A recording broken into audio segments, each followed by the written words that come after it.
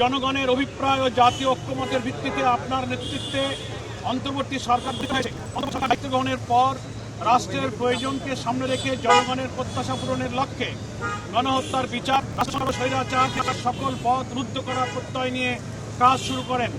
জাতির প্রত্যাশার আলোকে আপনার বরিষ্ঠ নেতৃত্বে পরিচালিত বর্তমান সরকার দেশে গণতন্ত্র, মানবাধিকার ও ন্যায় বিচার প্রতিষ্ঠার জন্য নিরলসভাবে প্রচেষ্টা চালিয়ে যাচ্ছে।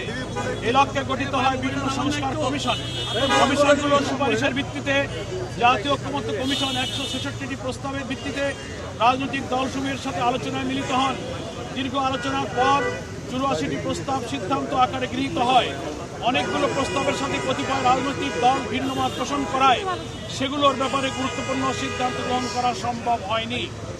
আপনার নেতৃত্বে গঠিত ঐক্যমত্য কমিশন দীর্ঘ প্রচেষ্টার পর প্রায় 31টি রাজনৈতিক দলের সহযোগিতায় জুলাই ঘোষণাপত্র জাতির সামনে পেশ করেছে। জুলাই জাতীয় সনদে 2-1টি দল বাদে রাজনৈতিক দলসমূহ স্বাক্ষর করেছে। জুলাই জাতীয় সনদ বাস্তবায়নের পন্থা সম্পর্কে সরকার ও রাজনৈতিক দলসমূহের পক্ষ থেকে বিশেষজ্ঞদের কাছ থেকে আইনি মতামত গ্রহণ করা হয়েছে।